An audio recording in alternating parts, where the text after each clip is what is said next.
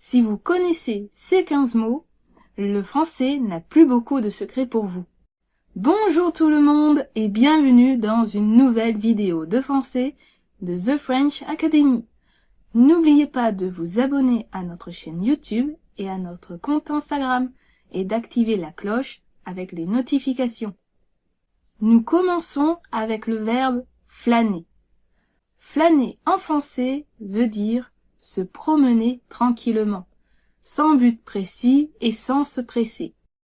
C'est marcher à son rythme, en prenant le temps d'observer ce qui nous entoure, de savourer l'instant présent et de laisser notre esprit vagabonder. Par exemple, j'aime flâner dans les rues de Paris. Notre deuxième mot est hérisson. Un hérisson est un petit animal avec des piquants sur le dos, qui se met en boule quand il a peur. Par exemple, vous pouvez l'utiliser dans la phrase « Un hérisson se cache dans le jardin ».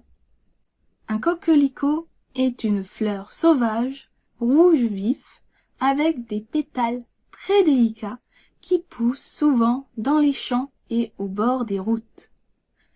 La fleur préférée de ma sœur est le coquelicot. Brader.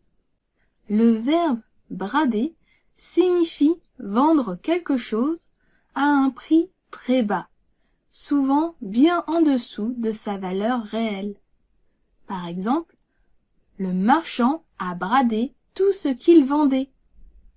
Les retrouvailles.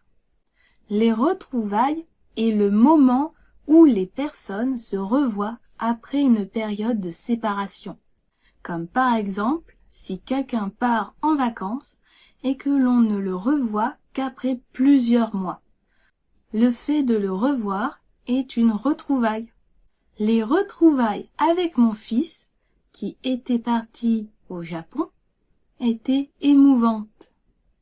Un entracte est une pause ou un intervalle entre deux parties d'un spectacle, au théâtre, comme par exemple au théâtre ou à un concert. En fait, dans le passé, les auteurs comme Molière, par exemple, devaient écrire des pièces en actes, donc en parties. Ils pouvaient en avoir 3, 4 ou 5 dans la même pièce de théâtre. Cela permettait aux machinistes de l'époque de régulièrement remplacer les chandelles presque éteintes.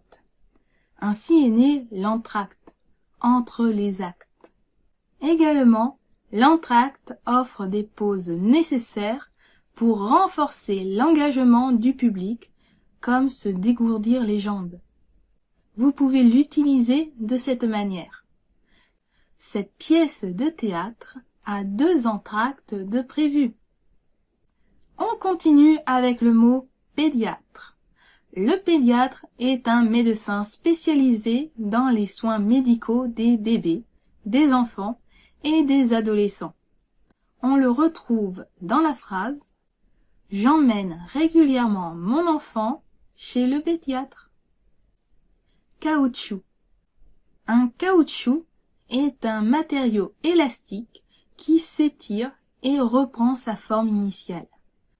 On en trouve dans les élastiques, dans les pneus, dans les semelles de chaussures notamment. Par exemple, quand il pleut, je mets toujours mes bottes en caoutchouc. Frileux, frileuse. Frileux au masculin et frileuse au féminin. Être frileux signifie être une personne très sensible au froid, qui a toujours besoin de se couvrir. Au contraire, au sens figuré, c'est aussi quelqu'un qui hésite à prendre des risques ou à se lancer dans de nouvelles aventures.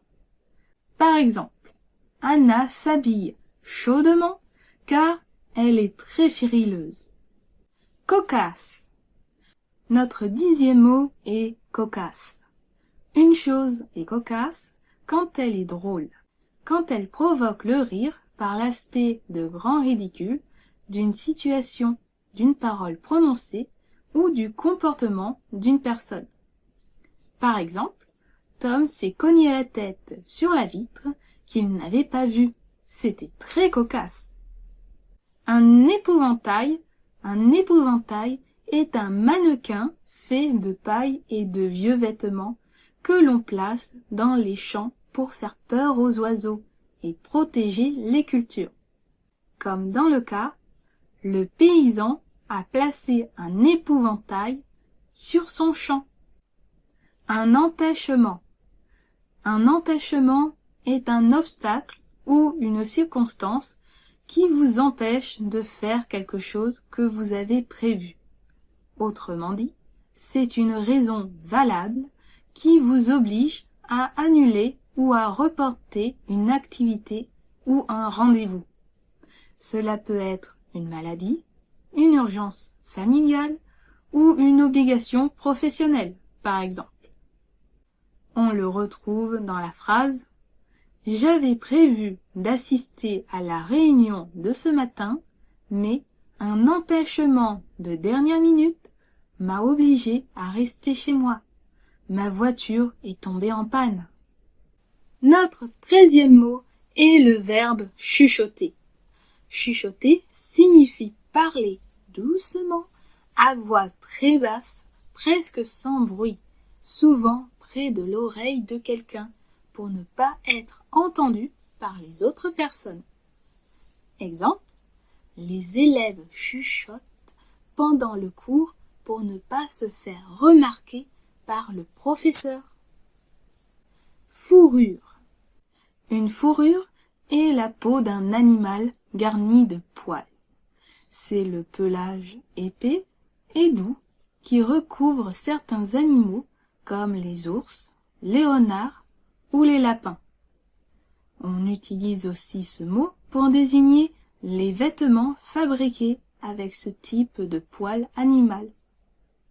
Par exemple, de nombreuses femmes portaient des manteaux de fourrure. Égouttoir. Notre 15e et dernier mot est égouttoir. Un égouttoir est un ustensile de cuisine qui permet de faire s'écouler l'eau des aliments ou de la vaisselle que l'on vient de laver. Par exemple, je fais sécher une assiette sur l'égouttoir. Félicitations! Nous avons terminé de voir nos 15 mots de vocabulaire très difficiles. Dites-moi en commentaire combien de mots vous connaissiez déjà et si vous en connaissez d'autres. Si vous voulez apprendre avec un professeur à mieux prononcer ces mots en français, je vous invite à découvrir nos cours de français sur notre site internet. Je vous mets le lien en description. Également, si vous voulez améliorer votre français, pensez à télécharger notre e-book gratuit French Where to Start. Ce guide vous aidera à maîtriser les bases de la conversation et à réussir votre premier voyage en France. Le lien est dans la description. Voilà, c'est tout pour aujourd'hui. N'hésitez pas à liker, à partager cette vidéo et surtout à vous abonner pour ne rater aucune vidéo linguistique ou culturelle. Quant à moi, je vous dis à bientôt dans une prochaine vidéo. Au revoir!